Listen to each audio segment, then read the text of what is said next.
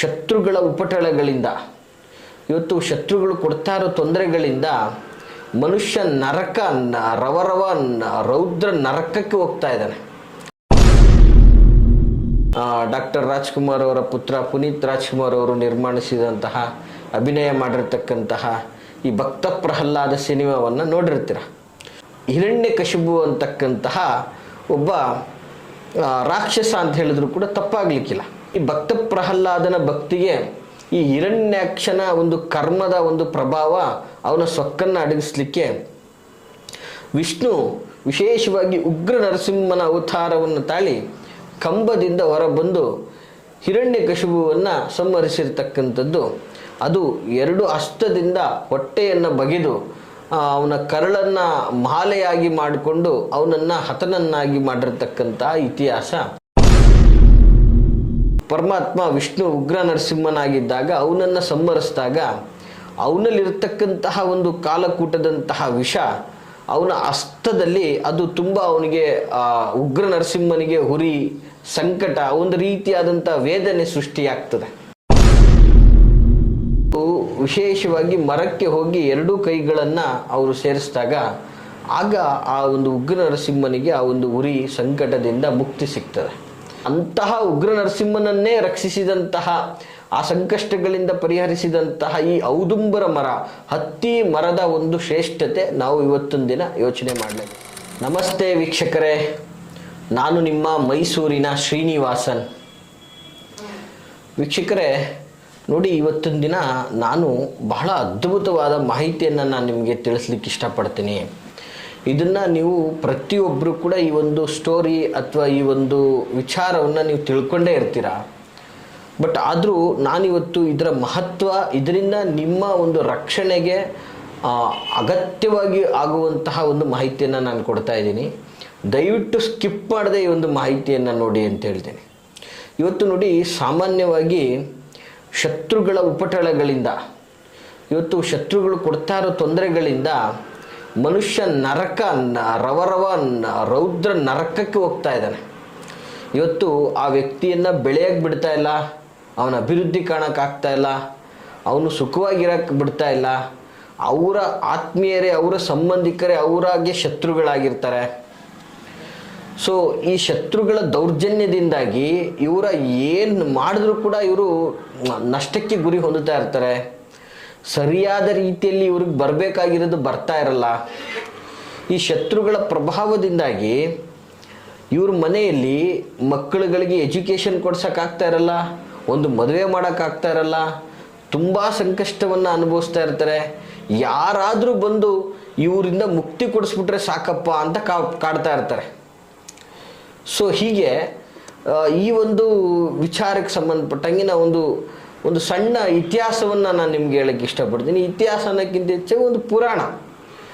ನೋಡಿ, ಸಾಮಾನ್ಯವಾಗಿ ನಿಮಗೆಲ್ಲ ಗೊತ್ತು ಹಿರಣ್ಯಕಶಿಪು ಅಂಥೇಳಿ. ಅಂದರೆ ನೀವು ಸಾಮಾನ್ಯವಾಗಿ ನಮ್ಮ ಡಾಕ್ಟರ್ ರಾಜ್ಕುಮಾರ್ ಅವರ ಪುತ್ರ ಪುನೀತ್ ರಾಜ್ಕುಮಾರ್ ಅವರು ನಿರ್ಮಾಣಿಸಿದಂತಹ, ಅಭಿನಯ ಮಾಡಿರ್ತಕ್ಕಂತಹ ಈ ಭಕ್ತ ಪ್ರಹ್ಲಾದ ಸಿನಿಮಾವನ್ನು ನೋಡಿರ್ತೀರ. ಸೊ ಇದರಲ್ಲಿ ಹಿರಣ್ಯಕಶಿಪು ಅಂತಕ್ಕಂತಹ ಒಬ್ಬ ರಾಕ್ಷಸ ಅಂತ ಹೇಳಿದ್ರು ಕೂಡ ತಪ್ಪಾಗಲಿಕ್ಕಿಲ್ಲ. ಸೊ ಇವರು ಕೊಡ್ತಾ ಇರ್ತಕ್ಕಂತಹ ಉಪಟಳಗಳಿಂದ, ಯಾಕಂದರೆ ಯಕ್ಷ, ಕಿಂಪುರುಷ, ನವಗ್ರಹಗಳಿಗೆ ಎಲ್ಲರಿಗೂ ಕೂಡ ಒಂದು ಟಾರ್ಚರನ್ನು ಕೊಟ್ಬಿಟ್ಟಿರ್ತಾರೆ. ಹಾಗೆ ಇವತ್ತಿನ ದಿನಮಾನಗಳಲ್ಲಿ ನೋಡಿದಾಗ ಅಂತಹ ಜನಗಳಿಂದ ಭಾಳಷ್ಟು ಜನಗಳು ಸಂಕಷ್ಟವನ್ನು ಪಡ್ತಾ ಇರ್ತಾರೆ. ಆಗ ಇಂಥ ಹಿರಣ್ಯಾಕ್ಷನಿಂದ ನಮ್ಮನ್ನು ರಕ್ಷಿಸೋದು ಯಾರಪ್ಪ ಅಂತ ಕೆಲವೊಂದಷ್ಟು ಜನಗಳು ಗೋಗರಿತಾ ಇರ್ತಾರೆ. ರಕ್ಷಿಸಬೇಕಲ್ಲ, ಯಾರಾದರೂ ದೇವತೆಗಳನ್ನು ರಕ್ಷಿಸಬೇಕಲ್ಲ. ಸೊ ಇಂತಹ ಸಮಯದಲ್ಲಿ ಈ ಭಕ್ತ ಪ್ರಹ್ಲಾದನ ಭಕ್ತಿಗೆ ಈ ಹಿರಣ್ಯಾಕ್ಷನ ಒಂದು ಕರ್ಮದ ಒಂದು ಪ್ರಭಾವ ಅವನ ಸೊಕ್ಕನ್ನು ಅಡಗಿಸ್ಲಿಕ್ಕೆ ವಿಷ್ಣು ವಿಶೇಷವಾಗಿ ಉಗ್ರ ನರಸಿಂಹನ ಅವತಾರವನ್ನು ತಾಳಿ ಕಂಬದಿಂದ ಹೊರಬಂದು ಹಿರಣ್ಯಕಶಿಪುವನ್ನು ಸಂಹರಿಸಿರ್ತಕ್ಕಂಥದ್ದು. ಅದು 2 ಹಸ್ತದಿಂದ ಹೊಟ್ಟೆಯನ್ನು ಬಗೆದು ಅವನ ಕರಳನ್ನು ಮಾಲೆಯಾಗಿ ಮಾಡಿಕೊಂಡು ಅವನನ್ನು ಹತನನ್ನಾಗಿ ಮಾಡಿರ್ತಕ್ಕಂಥ ಇತಿಹಾಸ ಅಥವಾ ಪುರಾಣಗಳನ್ನು ನೀವು ಎಲ್ಲ ಕಡೆಯೂ ನೋಡಿರ್ತೀರ, ಕೇಳಿರ್ತೀರ, ಸಿನಿಮಾಗಳಲ್ಲೂ ನೋಡಿರ್ತೀರ. ಕೆಲವು ಭಜನಾ ಮತ್ತು ಕೆಲವು ಪುರಾಣಗಳಲ್ಲೂ ಕೂಡ ಆಲನೆ ಮಾಡಿರ್ತೀರ. ಸೊ ಇಂತಹ ಒಂದು ಸಿಚುಯೇಷನಲ್ಲಿ ಆ ಒಂದು ಪರಮಾತ್ಮ ವಿಷ್ಣು ಉಗ್ರ ನರಸಿಂಹನಾಗಿದ್ದಾಗ ಅವನನ್ನು ಸಂಹರಿಸಿದಾಗ ಅವನಲ್ಲಿರ್ತಕ್ಕಂತಹ ಒಂದು ಕಾಲಕೂಟದಂತಹ ವಿಷ ಅವನ ಹಸ್ತದಲ್ಲಿ ಅದು ತುಂಬ ಅವನಿಗೆ ಉಗ್ರ ನರಸಿಂಹನಿಗೆ ಹುರಿ ಸಂಕಟ ಒಂದು ರೀತಿಯಾದಂಥ ವೇದನೆ ಸೃಷ್ಟಿಯಾಗ್ತದೆ. ಇಂಥ ಸಂದರ್ಭದಲ್ಲಿ ಅದನ್ನು ಆ ಉರಿ ವೇದನೆ ತಾಳಲಾರದೆ ಸೊ ಇದರಿಂದ ಪಾರಾಗೋದು ಹೇಗೆ ಅಂತ ವಿಚಾರ ಮಾಡ್ತಾ ಇರಬೇಕಾದ್ರೆ ಆ ಒಂದು ವಿಷ್ಣುವಿಗೆ ಆ ಉಗ್ರ ನರಸಿಂಹನಿಗೆ ಔದುಂಬರ ಮರ ಅಂದರೆ ಸಾಮಾನ್ಯವಾಗಿ ನೀವೆಲ್ಲ ನೋಡಿರ್ತೀರ ಹತ್ತಿ ಹಣ್ಣು ಬಿಡ್ತದೆ, ಹತ್ತಿ ಮರ ಅಂತಲೂ ಕೂಡ ಹೇಳ್ತೀವಿ. ಈ ಮರದ ಒಂದು ವಿಶೇಷವಾಗಿ ಮರಕ್ಕೆ ಹೋಗಿ ಎರಡೂ ಕೈಗಳನ್ನು ಅವರು ಸೇರಿಸಿದಾಗ ಆಗ ಆ ಒಂದು ಉಗ್ರ ನರಸಿಂಹನಿಗೆ ಆ ಒಂದು ಉರಿ ಸಂಕಟದಿಂದ ಮುಕ್ತಿ ಸಿಗ್ತದೆ. ಸೊ ಈ ರೀತಿ ಮುಕ್ತಿ ಸಿಕ್ಕಿದಾಗ ಆ ಒಂದು ಉಗ್ರ ನರಸಿಂಹ ಶಾಂತನಾಗಿ ಆ ಮರಕ್ಕೆ ಒಂದು ಆಶೀರ್ವಾದಗಳನ್ನು ಮಾಡ್ತಾನೆ. ಯಾವ ರೀತಿಯಲ್ಲಿ ಆಶೀರ್ವಾದಗಳನ್ನು ಮಾಡ್ತಾನೆ ಅಂದರೆ, ನಾನು ಲಕ್ಷ್ಮೀ ಸಹಿತ ನಿನ್ನ ಒಂದು ಈ ಮರದಲ್ಲಿ ನಾನು ನೆಲೆಸ್ತೀನಿ ಅಂತಕ್ಕಂಥದ್ದು. ಹಾಗೆ ಆ ಮರಕ್ಕೆ ತುಂಬಾ ಒಂದಷ್ಟು ವರಗಳನ್ನು ಪ್ರಸಾದವಾಗಿ ಕೊಡ್ತಾರೆ. ನಿನ್ನನ್ನು ಯಾರು ಪೂಜಿಸ್ತಾರೆ, ನಿನ್ನನ್ನು ಯಾರು ವ್ರತ ಮಾಡ್ತಾರೆ, ನಿನ್ನನ್ನು ಯಾರು ಪ್ರದಕ್ಷಿಣೆ ಮಾಡ್ತಾರೆ ಅವ್ರಿಗೆ ಸಕಲ ಇಷ್ಟ ಸುಖ ಭೋಗಗಳನ್ನೆಲ್ಲ ಕೊಡ್ತೀನಿ ಅಂತಕ್ಕಂಥದ್ದು. ಅಂದರೆ ನಾವಿಲ್ಲಿ ತಿಳ್ಕೊಬೇಕಾಗಿರೋದಿಷ್ಟೇ, ಒಬ್ಬ ದುಷ್ಟನನ್ನು ಸಂಹಾರ ಮಾಡಿದಂತಹ ನರಸಿಂಹನಿಗೂ ಕೂಡ ತೊಂದರೆಗಳಾಗ್ತದೆ. ಆ ತೊಂದರೆಗಳಿಂದ ಮುಕ್ತಿ ಹೊಂದಲಿಕ್ಕೆ ಮರದ ಒಂದು ರಕ್ಷಣೆ ಆಗ್ತದೆ. ಅಂತಹ ಉಗ್ರ ನರಸಿಂಹನನ್ನೇ ರಕ್ಷಿಸಿದಂತಹ, ಆ ಸಂಕಷ್ಟಗಳಿಂದ ಪರಿಹರಿಸಿದಂತಹ ಈ ಔದುಂಬರ ಮರ, ಹತ್ತಿ ಮರದ ಒಂದು ಶ್ರೇಷ್ಠತೆ ನಾವು ಇವತ್ತೊಂದು ದಿನ ಯೋಚನೆ ಮಾಡಲೇಬೇಕಾಗ್ತದೆ, ಇವತ್ತೊಂದು ದಿನ ಸ್ಮರಿಸಲೇಬೇಕಾಗ್ತದೆ. ಈ ಹತ್ತಿ ಮರದಿಂದ ಇವತ್ತು ನಾವು ಸಾಮಾನ್ಯ ಜನರುಗಳು ಶತ್ರುಗಳ ಉಪಟಳಗಳಿಂದ, ಶತ್ರುಗಳನ್ನ ಒಂದು ರೀತಿಯಲ್ಲಿ ಅವರು ಕೊಡೋ ತೊಂದರೆ ನಾವು ಯಾರಿಗೂ ತೊಂದರೆ ಮಾಡೋದು ಬೇಡ, ನಮ್ಮಿಂದ ಯಾರಿಗೂ ತೊಂದರೆ ಆಗೋದು ಬೇಡ, ಅವರು ಕೊಡ್ತಾ ಇರೋ ತೊಂದರೆಗಳಿಂದ ನಾವು ಸಿಗಾಕೊಳ್ಳೋದು ಬೇಡ, ಈ ಥರದ ಆಲೋಚನೆ ಮಾಡತಕ್ಕಂತಹ ಒಂದು ವರ್ಗಗಳು ತುಂಬ ಇದೆ. ಹೇಳ್ತಾರೆ ನಮಗೆ, ಗುರುಗಳೇ ನಮ್ಗೆ ಯಾರು ಕೆಟ್ಟದ್ದು ಮಾಡ್ತಾ ಇದ್ದಾರೆ ನಮಗೆ ಬೇಡ, ನಮಗೆ ಯಾರು ತೊಂದರೆ ಮಾಡ್ತಾರೆ ನಮ್ಮ ಶತ್ರುಗಳೆಲ್ಲ ನನಗೆ ಗೊತ್ತು, ಆದರೆ ಅವ್ರಿಗೆ ತೊಂದರೆ ಆಗೋದು ಬೇಡ, ಅವ್ರು ಮಾಡ್ತಾ ಇರುವಂಥ ತೊಂದರೆಗಳು ನಮ್ಮ ಹತ್ರ ಬರದೇ ಇರೋದೇ ಇದ್ದರೆ ಸಾಕು. ಈ ಥರ ಪ್ರಶ್ನೆಗಳನ್ನು ನಾವು ಬಹಳ ಸಲ ನೋಡ್ತಾ ಇರ್ತೀವಿ. ನೋಡಿ, ಇವತ್ತು ಒಬ್ಬರಿಗೆ ಕೆಟ್ಟದ್ದು ಮಾಡಬೇಕು ಅಂತ ಅಸೂಯೆಪರರಾಗಿ ಅವ್ರನ್ನ ನಾಶ ಮಾಡೋಕೆ ಹೊಡ್ತಾರಲ್ಲ, ಇದು ಬಹಳ ಅನ್ಯಾಯ. ಇಂತಹ ಶತ್ರುಗಳಿಗೆ ಅವರು ನಿರ್ನಾಮರಾಗಿ ಅವರು ನಿಮ್ಮ ತಂಟೆಗೆ ಬರದೇ ಇರೋ ರೀತಿಯಲ್ಲಿ ಆಗುವಂತಹ ಕೆಲವು ತಂತ್ರ ಪ್ರಯೋಗಗಳಿದೆ.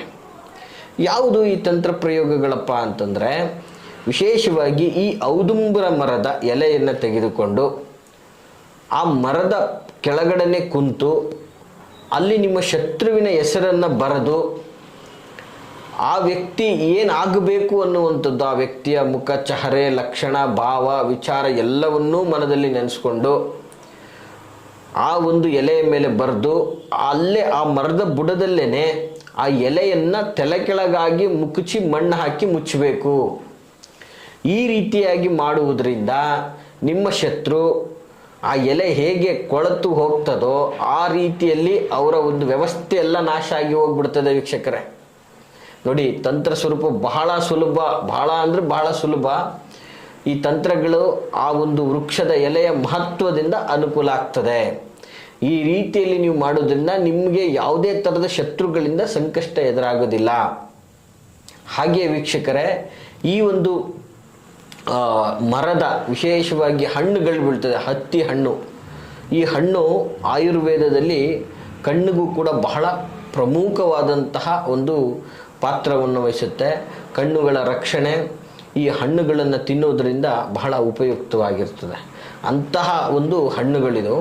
ಈ ಹಣ್ಣುಗಳನ್ನು ಸಹ ಅಮಾವಾಸ್ಯೆಯ ದಿನ ಹತ್ತಿ ಮರದ ಹಣ್ಣುಗಳನ್ನು ತಂದು ಒಂದು ಹಣ್ಣನ್ನು ತಂದು ಮನೆಯಲ್ಲಿ ನೀವು ಯಾವುದಾದ್ರೂ ಒಂದು ಮೂಲೆಯಲ್ಲಿ ಇಡೋದ್ರಿಂದ ಸುಖ ಶಾಂತಿ ನೆಮ್ಮದಿ ಆಗ್ತದೆ. ಯಾವುದೇ ಶತ್ರುಗಳ ಉಪಟಳಗಳಿಂದ ನೀವು ಕೊರಗುವಂಥ ಅವಶ್ಯಕತೆ ಇರೋದಿಲ್ಲ. ಹಾಗೆ ಯಾರಿಗೆ ವಿವಾಹ ತಡ ಆಗಿದೆ, 35 ಆಯಿತು 40 ಆದರೂ ವಿವಾಹ ಆಗ್ತಾ ಇಲ್ಲ ಅಂತಕ್ಕಂಥವ್ರು ವಿಶೇಷವಾಗಿ ಅಮಾವಾಸ್ಯೆಯಿಂದ ಅಮಾವಾಸ್ಯೆ ಅಂದರೆ 1 ತಿಂಗಳ ಕಾಲ ಶ್ರದ್ಧಾಪೂರ್ವಕವಾಗಿ ಮಹಾವಿಷ್ಣು ಲಕ್ಷ್ಮಿಯನ್ನು ನೆನೆಸ್ಕೊಂಡು ಈ ಔದುಂಬರ ವೃಕ್ಷ, ಈ ವೃಕ್ಷಕ್ಕೆ ಕರೆಕ್ಟಾಗಿ 21 ಪ್ರದಕ್ಷಿಣೆಯನ್ನು ಹಾಕುವುದರಿಂದ ಶೀಘ್ರವಾಗಿ ವಿವಾಹ ಪ್ರಾಪ್ತಿ ಆಗ್ತದೆ ವೀಕ್ಷಕರೇ. ಇಂತಹ ಅದ್ಭುತವಾದಂತಹ ಶಕ್ತಿಶಾಲಿಯುತವಾದಂತಹ ಪವರ್ಫುಲ್ ಆದಂತಹ ವೃಕ್ಷ ಇದಾಗಿರ್ತದೆ. ಇದನ್ನು ದೇವತಾ ವೃಕ್ಷ ಅಂತಲೂ ಕರೀತಾರೆ ವೀಕ್ಷಕರೇ. ಬಹಳ ಅದ್ಭುತವಾದಂತಹ ಒಂದು ವೃಕ್ಷ. ಇದಕ್ಕೆ ಸಂಪೂರ್ಣವಾಗಿ ಈ ತಂತ್ರಗಳನ್ನು ಮಾಡ್ಕೊಂಡೋಗಿ ನಿಮಗೆಲ್ಲ ಒಳ್ಳೆಯದಾಗ್ತದೆ ಅಂತ ಹೇಳಲಿಕ್ಕೆ ಇಚ್ಛೆ ಪಡ್ತೀನಿ. ಈ ಮಾಹಿತಿ ತಮಗೆಲ್ಲ ಇಷ್ಟವಾಗಿದ್ದರೆ ಲೈಕ್ ಮಾಡಿ. ಹಾಗೆ ಯಾರೆಲ್ಲ ಸಂಕಷ್ಟದಲ್ಲಿದ್ದಾರೆ ಅವ್ರಿಗೆ ಈ ಒಂದು ಮಾಹಿತಿಯನ್ನು ಶೇರ್ ಮಾಡಿ ಅಂತ ಹೇಳ್ತಾ, ನಿಮ್ಮ ಎಲ್ಲ ಥರದ ಸಂಕಷ್ಟಗಳನ್ನು ಮುಕ್ತವಾಗಿ ಸಮಾಲೋಚನೆ ಮಾಡ್ಕೋಬೇಕು ಅಂತಂದರೆ ವಿಡಿಯೋದಲ್ಲಿ ಕಾಣ್ತಾ ಇರತಕ್ಕಂತಹ ಸಂಖ್ಯೆಗೆ ಕರೆ ಮಾಡಿ. ನಾನಿರುವಂತಹ ವಿಳಾಸ ಮೈಸೂರಿನ ವಿಜಯನಗರ 4ನೇ ಹಂತ KD ಸರ್ಕಲಲ್ಲಿ ನಮ್ಮ ಕಚೇರಿ ಇರ್ತಕ್ಕಂಥದ್ದು. ನೇರವಾಗಿಯೂ ಸಹ ಬಂದು ನನ್ನನ್ನು ಭೇಟಿಯಾಗ್ಬೋದು ಅಂತ ಹೇಳ್ತಾ ಎಲ್ರಿಗೂ ಶುಭವಾಗಲಿ. ನಮಸ್ಕಾರ.